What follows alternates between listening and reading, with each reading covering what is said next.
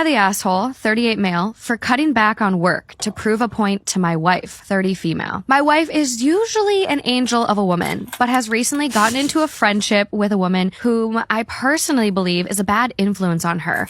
Not in a patronizing way, more of a lay down with dogs, get up with fleas type of situation. I've never said anything about her childishness or her very radical misandry, because frankly, it doesn't affect me, until it did. A few months ago, my wife began pressuring me to do more around the house. Before I get an instant "you're the asshole," we already split chores and childcare. Admittedly, she had a bigger cut than I because she is a stay-at-home mom, but I do most of the cooking. Breakfast and dinners, lunch is her responsibility for her and the boys. I take out the garbage and I do laundry, and I deep clean the bathrooms once a week. I do also help with our boys' homework and such. She insists that I am not doing enough and that I should be doing more around the house. I tried having discussions with her, asking what she expected from me, namely all chores and child rearing should be my duty, it seems, and for months it seemed to be going nowhere. She used the D word more than once when speaking on this, which felt manipulative. It boiled over when we were out with friends one night, and she began talking about how I never help out and how I use her as a house slave, her words. I will admit, I saw red. The next part is where I may be the asshole. I didn't say anything that night, but the next day I asked my boss to be given reduced hours for the next little bit due to stress, and I took over everything in the house. I cooked breakfast and made lunch for the boys before I drove them to school. I cleaned the house top to bottom. I did every dish we had twice, and so on. My wife was blindingly happy and bragged to her friend that she had finally worn in. She didn't lift a finger for around a month. Then she began asking why we never went on dates anymore and complaining that she wanted to get her nails done as they were growing in. I explained that I had to take that out of our budget so we could continue to afford everything else, but we could absolutely have a movie night in, and I could paint her nails for her. She was unhappy with that solution. So I asked her if she would want to get a part-time job to pay for her luxuries. You would have thought I asked if she wanted to join a cult. She then asked if I could just go pick up more shifts at work to cover her other expenses, and used the phrase, "be a man," which I found more than a little insulting. I then asked if she would be willing to go back to splitting the chores and such, which is when she began to catch on that the two were related. She yelled at me that I was being a manipulative asshole for doing this, and even claimed it was financial abuse. I stood strong for a while, but now I'm questioning my methods, because even I feel what I did was a little bit underhanded. Am I the asshole?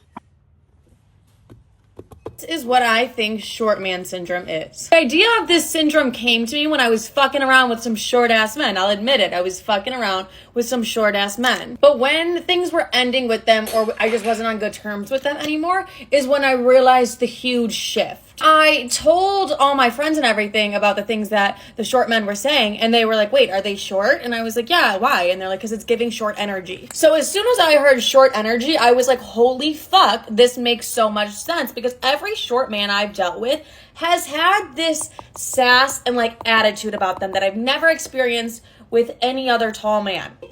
It's so, I'm not trying to be rude. I'm literally not trying to be rude whatsoever. I'm just saying, when I fuck around with short men, they have a sass and an attitude to them. They are so cunty. It's not even funny. I just really think short energy and short man syndrome is a thing. They just have a lot more sass and attitude. Here are some examples of the short man syndrome. Anytime I didn't give him what he wanted, or what he wanted to hear, the sass was just insane. I would just be getting the rudest text messages, so out of pocket. It honestly felt like I was dealing with a girlfriend that I was just in a huge massive fight with. Honestly, I feel like that's the way Sissy and I text when we're in a fucking fight. I'm like, I cannot believe this bitch right now. And since I needed my stuff back, and I was like, hey, can I get my stuff back? And he was like, no. And he literally just refused to give me my stuff back. And all of my friends were like, it's giving short energy. There was no reason for him to not give me my stuff back. I think he just wanted to be cunty. And I literally can't explain it besides the fact that he had short man syndrome. One time I told a short man I wasn't going to have sex with him, and we were talking, and I was like, well, no, I don't want to fuck you. And I have never seen a bigger bitch fit in my entire life than that moment when I told Short King that he was not getting this punani. I honestly think this behavior is just a defense mechanism, probably because they were picked on about their height their entire life, so they've carried that attitude with them throughout their entire lives. Listen, I think short men can be sexy. I'm not ew, I'm not one of those bitches, but I just think once you don't give a short man what he wants, like the sass is out to play. And that's when the short man syndrome comes into play, and they're super cunty and they're super sassy. I've just never dealt with the sassiness and the cuntiness that I've gotten from short men with taller men. Call me crazy or call me a fucking genius, but I know any woman that has dealt with a short man will know exactly what short man syndrome is. Honestly, I think there's no cure to short man syndrome. I think you just gotta let him be sassy. So if you or a loved one have been a victim of short man syndrome, leave. Am I the asshole for asking my sister to babysit? I, 30 female, raised my youngest sister, Jen, 20 female, since she was 13 because she had to be removed from our mother's care. Currently at 20, she still lives at home because she decided she wanted to drop out of college and work full-time for a while to figure out her major after getting an associate's. She currently works roughly 50 hours a week as a nanny, and she got this job recently. My husband and I had a baby boy 2 months ago, and before he was born, Jen said she'd be up to watching him a few days a week since she lives with us rent-free, although she does her own shopping. Since getting her job, Jen has no longer wanted to watch my son. She has 1 to 2 days off a week, and so we try not to burden her, but even on days where she doesn't work at all or is off early, she claims she'd like to be child-free. To her credit, she helps around the house after work, or she'll watch him and there so my husband and I can go for nightly walks or use the bathroom. However, the issue occurred earlier today. I asked Jen if she could babysit my son on one of her off days, and she said that she had plans with a friend on one day and intended to use the other to handle daily errands such as her chores like laundry, cleaning her room, etc. I told her that on errand days she could just take her nephew with her and watch him while she cleans up, but she declined and said she would not be able to get anything done since he never wants to be put down, and her body is tired from all the rough housing that she does with the kids at her job. I told her that this isn't what she agreed to before, and she noted that she had a different job then, and she doesn't want to work on her days off too now. It's unfair, honestly. And she suggested paying another sitter, but why would I pay for a sitter when there's a literal professional in the same home that just refuses to do the work? She thinks I'm being over demanding of her and that I agreed to having a third person indefinitely added to my life when I decided to conceive. Her comment was entirely unnecessary, but am I the asshole? Edit to add. We've discussed charging rent before, but her only response is to give her a heads up so she can just move somewhere else. She claims that she only lives with us because it's free and she can repay her student loans faster with the extra money. I don't want to hinder her from getting ahead of her debts, nor do I want to lose the extra help I do manage to get from her around the house. Okay. We hired a human as an engineer on our spaceship thinking they're completely harmless. However, we were quickly proven wrong. Our crew was expecting a new engineer, but never in my 3 lifetimes aboard the Galactic Federation ship did I ever expect to have a human crew member. I thought I had seen everything, from life forms made of pure radioactive energy to silicon life beings, but never a human. To us, they possessed no real threat, but we were wrong. Mark, as he calls itself, boarded the ship not many cycles ago. It seemed friendly, but what caught us off guard was the strange thing it brought with it. A dog, or as Mark calls it, Rex. While it is clear that Rex cannot speak as Mark does, it is clear that they understand each other. Rex is a furry, 4-legged life form with a moving tail at the rear and a mouth full of sharp fangs. Why humans would have these terrifying creatures as house pets completely baffles me. This had the crew on edge, but Mark assured us Rex was no threat. Mark turned to rest and, gesturing with his hand and speaking in a soft, squeaky voice, gave Rex some flesh of what Mark called chicken. Mark reported to the bridge as instructed. To my surprise, he wore no helmet. I guess our atmosphere and air was close enough to its own planet that it didn't require a suit. What happened next, none of us were prepared for. Mark pulled a bottle from his belt that had the label H2O on it. Dihydrogen monoxide, a Class 7 weapon that is extremely poisonous to all known races. To our shock and horror, Mark pressed it to his lips and took a drink and then offered the same to Rex. "Why do you have that weapon on board? Don't you know that dihydrogen monoxide is highly illegal in the Federation? And why would you consume it? Have you lost all your sense?" one of officers screamed. Mark simply chuckled. He explained that all humans drink water, and that he needed it to survive. Tension gripped the bridge. As the bottle became empty, Mark took a green can from his back pocket. Opening the lid, he took a large pinch of what looked like earth dirt and placed it in between his jaw structure and his lip. My 3 hearts skipped a beat as I saw the terrifying word, nicotine. Another biological weapon banned in all forms of warfare. "We came in peace, yet you bring weapons aboard my ship," I remarked. Mark simply explained that nicotine was a luxury for some humans and gives them a mild, high sensation. Says it helps him think. As he spoke, Mark pulled a blade and used it to groom himself. "What is that for?" I asked tactfully, knowing if I did not defuse the situation promptly, the whole ship would be plunged into chaos. Mark said it was for hunting back home. "Mainly crocodiles. They're these big lizards that hunt in the water," Mark calmly stated. Our eyes grew wide. "And what does this crocodile hunt?" I hesitantly asked. "Mainly deer and fish, but it'll take a human just the same. And they get big. I'd say the biggest I have ever caught was 10 feet long." Mark beamed proudly. To say that there are whole areas filled with massive lizards that hunted humans, let alone lived in water, was incredibly frightening to say the least. But the fact that some humans took it upon themselves to hunt these creatures let us know that they were to not be messed with. Human training. The humans were lying to us. It was the only explanation. Year after year, the humans sent their recruits to the Galactic Union Training Center, and every year it became clear that they had an advanced level of training already.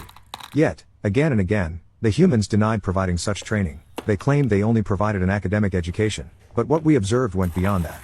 Situational tactical analysis, hunting and stealth preparation, squad tactics. It wasn't instincts, we have ways of measuring that. It was learned behavior.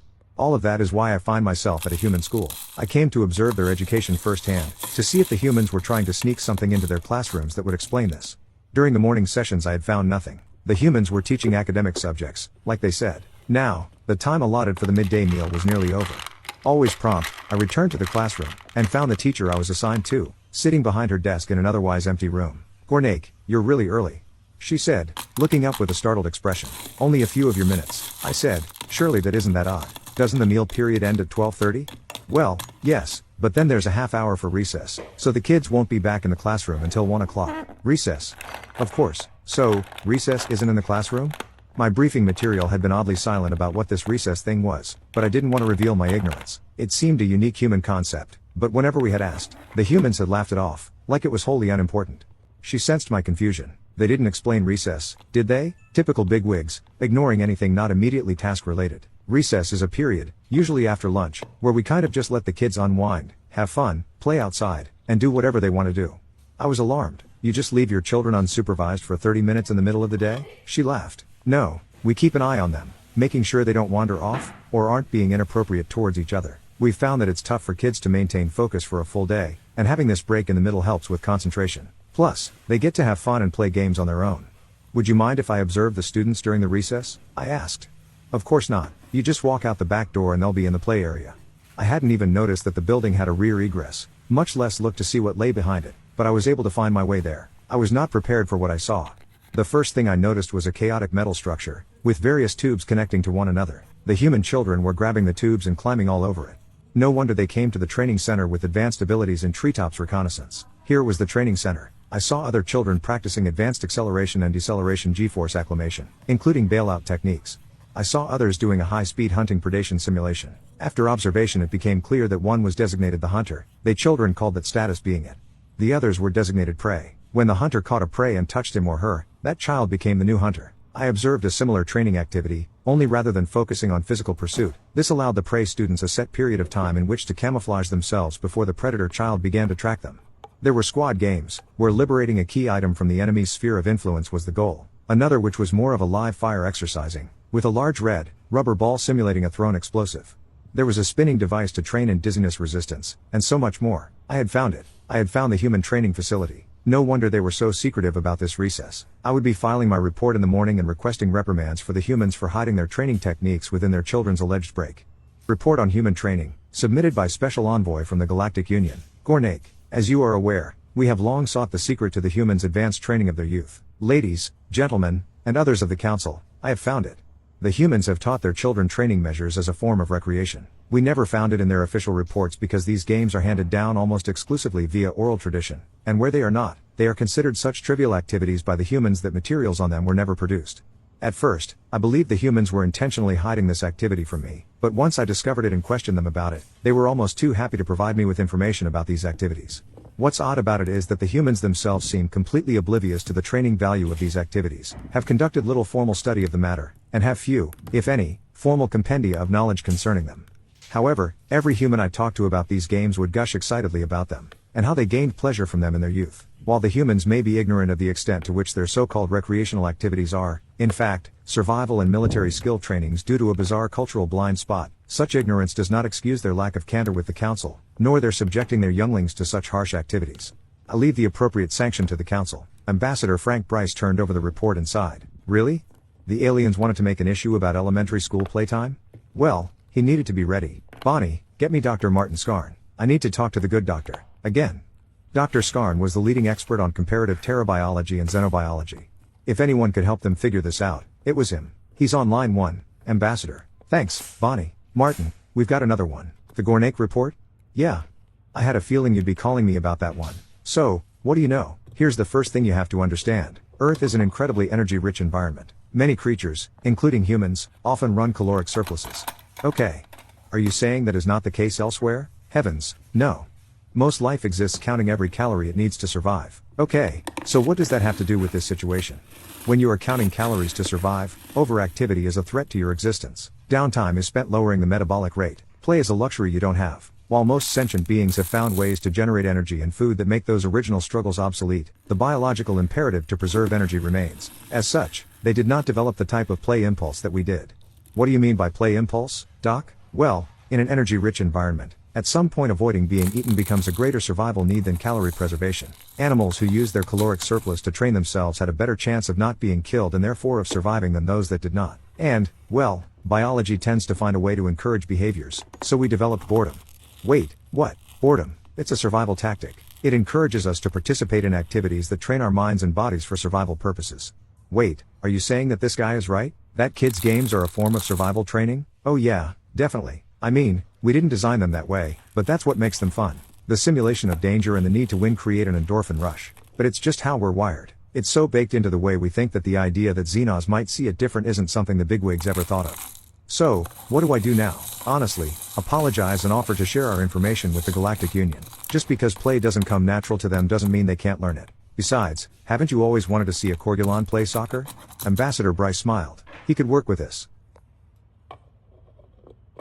Am I wrong for refusing to give my stepson my engagement ring because he never treated me like family? I, 49 female, have been with my husband Bill, 53 male, for the past 20 years.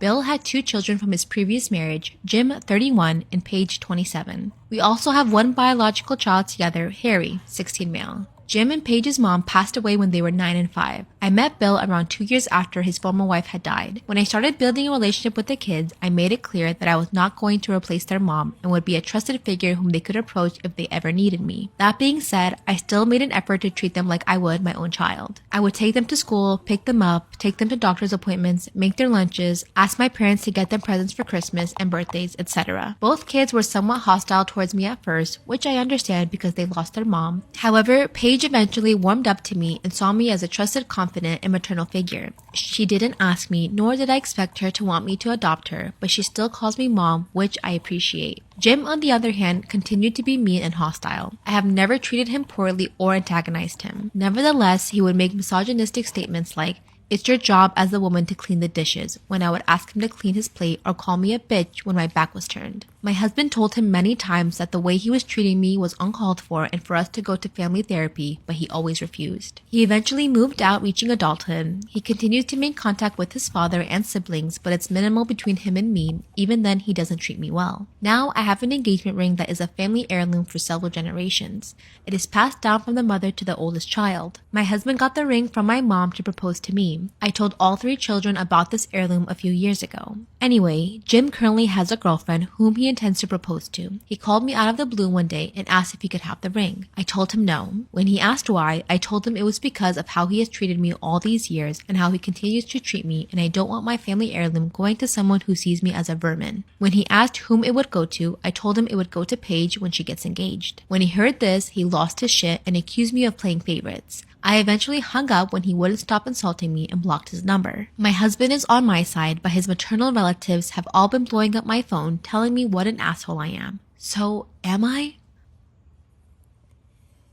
While having humans on initial survey teams to determine if a planet is hospitable enough to support a colony, it's important to remember that a human's definition of hospitable is vastly different from the rest of the galaxy. Exploration and collaboration with unknown races has been at the forefront of the Galactic Council's agenda for several hundred cycles. Thus, when Sol 3 was located, it was a shock to the entire galaxy. A crew of 25 in an exploration cruiser, led by a Takran named Jante Krul, was sent to explore the cosmos.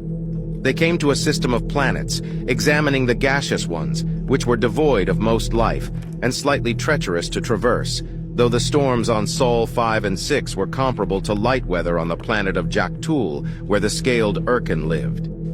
From there, the crew moved on past the asteroid belt to Sol 4, mostly devoid of life once more. But their crew made contact with living creatures, who after some configurations with the translation to accommodate their language, were called humans. The humans on Sol 4, which they called Mars, were explorers themselves in very primitive spacesuits, and trying to establish a colony on the planet to be able to conduct more exotic experimentation, like terraforming. A couple of the crew chuckled softly once they were back in the cruiser, saying how unsophisticated and ancient the humans' current technology was. The same was for Sol 2, which they called Venus, though the crew had to have their force shields up to prevent the acid from eating through the outer layer of the ship. But the truly horrifying planet that was in the system was Sol 3, or Earth as they called it. Initial scans had indicated that the atmosphere was poisonous to all known races besides these humans. Oxygen, a flammable gas that was only safe to use in certain environments by a very few select experts, was abundant on this planet. Scans also indicated liquefied water, or H2O, a substance used by aeronautical engineers to create solidified hydrogen fuel cells and antimatter containment cells, both of which were used for space travel, covered almost the entire planet. And the planet held over 7 billion humans, which shocked everyone on this ship, including the exploration commander Krul. After receiving the report, the Galactic Council decided to try and make a regular contact with the humans, help them advance their technology, and stay on their good side. A race such as them who could breathe and drink chemicals needed for space travel, among other highly dangerous operations, was a race that was not to be trifled with. And it was made into law that day that when humans are on exploration missions, they are not allowed to deem planets hospitable due to the extreme conditions of their home planet. The story of the time I got really drunk and I pissed my pants in front of my dad and he didn't even notice. So this happened back when I was in high school. So it was my friend's birthday and we were planning to have a sleepover at her house. I just got a bottle of strawberry Burnett's vodka. If you know, you know. I have my little sleepover bag with me, and in my bag is just this huge ass bottle of Burnett's strawberry vodka. That brand, if you don't know, is hella disgusting. It makes me nauseous even thinking about it, but we were underage, so we weren't picky. we took anything we could get. The plan for the night was for us to take 17 shots each because she was turning 17. Other than the fact of us being stupid, we were also delusional. We're not really spacing out time period in between when we take shots because our goal is 17. Okay, we had a goal in mind and we were gonna meet it. There is no going back at this point. We're giggling, we're having the time of our life. In our heads, she was literally having the best 17th birthday of her life, okay? We were making memories. We did make a memory. It's now like 10:30, okay? At this point, we have officially taken 12 shots. Which honestly, I don't even know how I survived because right now my limit is 6. My friend decides to call her boyfriend. I don't know if you talked to 2 drunk girls on the phone before, but that shit is annoying. He told her in the nicest way possible, like, hey, sweetie, I love you. You're really inebriated right now, and I don't want to talk to you. As a drunk girl, that's like the end of the world. He doesn't love her anymore. She began to cry hysterically. At this point, my drunk ass is being a nurse and a counselor at the same time. Trying to quiet this bitch down. It's like 11:15. I'm like, okay, we need to go to bed. Let's go to bed. Let's go to bed. We're going to bed. Turn off the lights. I put some fucking whale sounds on, and I say, go to sleep, bitch. And then silence for about a minute, and then she turns to me. She says, I'm about to throw up. The bathroom's all the way down the hall, okay?